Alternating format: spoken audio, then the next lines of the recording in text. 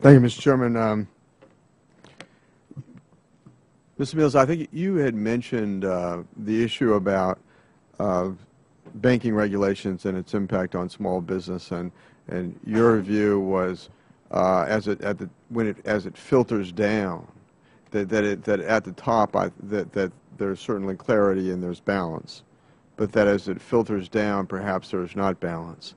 And I just want to say that there isn't balance, and I think it's hurt small business lending, particularly the community bank level, where you do have a wide latitude for which the regulators can go, but yet they obviously take the most conservative approach, just in case anything ever happens, that their fingerprints aren't on it.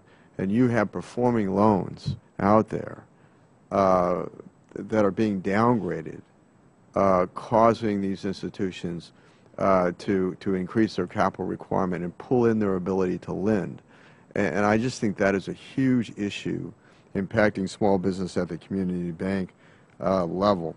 One thing, I was visiting businesses last week in the district, and you always wonder, did you get the right cross-section? But it seems like there were some signs of life. It seemed like, although it felt like we were still skipping along the bottom, that the firms that survived this seems to have adapted, and some adjusted their business model, they made changes, and adding some employees. I visited a manufacturer and probably 3 services companies last week. Very different picture from 2009, where the economy was in free fall, and these small businesses were getting their credit lines just cut off. I mean, and everybody was just going down, and so that was tough. I'll get probably a better picture next week when I'm doing a job fair back in the district, and because I know there's a lot of unemployed folks that have been out of work for a very long time. And just last point, and if you could just respond to these, and that is, I've had small businesses that are service-related companies come to me, and they're very concerned about the impact. And these are kind of relatively low-wage employees. One was a dry cleaners who had a chain of dry cleaning stores, but incorporated under the same entity. Had well over 50 employees. The other one was a janitorial firm with well over 50 employees. What is the impact on the health care bill going to be on their firm and their ability to keep these employees? And I'll turn it over to you then. Well, number one,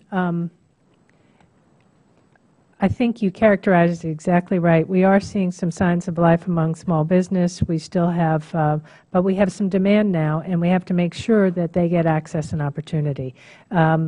In October 2008, I was hearing, I need a loan to save my business. Now I hear, I need a loan to buy that next piece of equipment, hire that next worker, make that next expansion.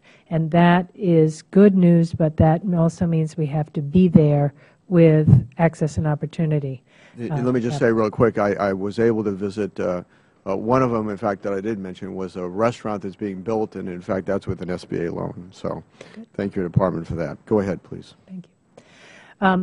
I would also ask the small businesses to come to our website where we can walk them through the Affordable Care Act. We know that small businesses now pay 18% more than large businesses. When the exchanges open, that premium will go down or disappear. So there are many good prospects. There's also the health care tax credit. We have a tool on the website to see if they qualify, and those would be opportunities I would suggest. Thank you, Mr. Chairman. I yield back.